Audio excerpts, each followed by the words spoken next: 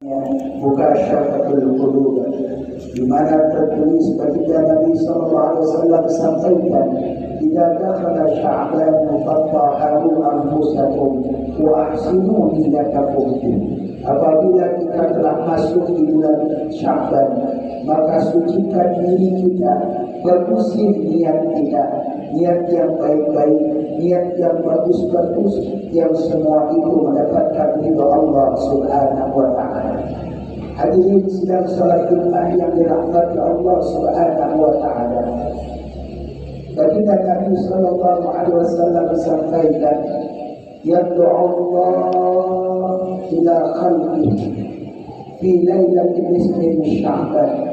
Allah Subhanahu wa taala melihat dan memandang kepada hamba-hambanya di malam setengah daripada bulan Sya'ban.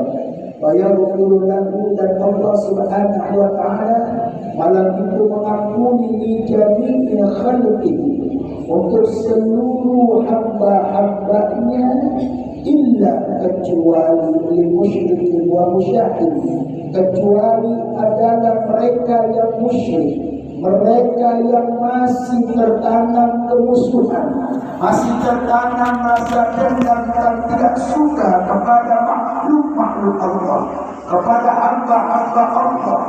Malam nisfu Sya'ban, Allah memandang kepada seluruh hamba-Nya, di mana Allah Subhanahu wa taala di malam itu mengampuni segala hamba-hambanya. Terlebih adalah hamba-hambanya yang malam itu berdoa, bermunajat kepada Allah, beristighfar kepada Allah, memohon ampun kepada Allah, melaksanakan sholat sunnah, sholat tasbih, serta sholat-sholat yang lain, membaca Al-Quran, bersedekah, berbuat kebaikan, amal saleh yang dia kerjakan. Fayaghfirullah li jami'i khalqi, Allah Subhanahu wa taala mengampuni segala dosa dan kesalahan hamba-hambanya pada malam itu, kecuali mereka yang masih syirik dan mereka yang masih menyimpan daripada permusuhan antara seorang hamba terhadap hamba-hambanya yang lain. Kaum muslimin wal mu'minin rahimakumullah, kita berdoa kepada Allah Subhanahu wa taala, semoga Allah Subhanahu wa taala masih memberikan kita umur yang panjang. Allah berikan kita kesehatan ketika kita dapat hadir di malam yang mulia, yaitu malam nisfu Sya'ban, di mana diterangkan pula di dalam Sunanul Kubra Al-Imam At-Tabrani bahwasanya ada malam-malam yang mana Allah Subhanahu wa taala kabulkan dari segala munajat hamba-hambanya. Di antara malam-malam tersebut adalah malam Lailatul Jum'ah, malam Jumat. Seorang hamba berdoa kepada Allah, munajat kepada Allah, maka doa dan munajatnya dikabulkan oleh Allah Subhanahu wa taala. Seorang hamba yang berdoa di malam Lailatul Adha, di malam Idul Adha, Allah kabulkan doa dan munajatnya. Allah Subhanahu wa taala pun mengabulkan, mengijabah ketika seorang hamba berdoa malam Lailatul Fitri, malam Idul Fitri, dia bermunajat kepada Allah, dia berdoa kepada Allah, maka Allah Subhanahu wa taala akan mengabulkan doa dan hajatnya.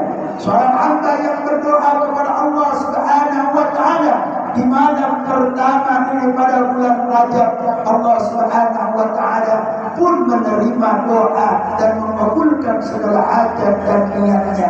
Dan yang terakhir adalah malam Lailatul Nisfi Sya'ban, yaitu malam nisfu Sya'ban, ketika seorang hamba berdoa dan munajat kepada Allah, dia meminta kepada Allah, mohon ampun kepada Allah Subhanahu wa taala, maka Allah Subhanahu wa taala akan mengabulkan segala niat dan hajatnya. Allah akan mengampuni segala dosa dan kesalahan kecilnya. Allah Subhanahu wa taala menerima segala amalia ibadahnya di malam yang mulia, yaitu malam nisfu Sya'ban.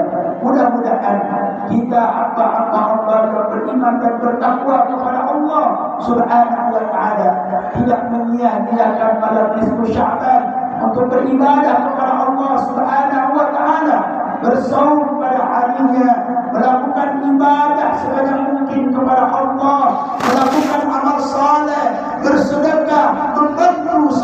dan yang lain, membaca Al-Quran serta yang lain, yang semua itu diridhai oleh Allah Subhanahu wa ta'ala. Mudah-mudahan Allah Subhanahu wa ta'ala memberikan kesempatan untuk kita, keluarga kita, orang-orang yang kita cintai untuk dapat hadir di malam nisfu Sya'ban yang penuh dengan keberkahan dan ijabah doa dari Allah Subhanahu wa ta'ala. Amin.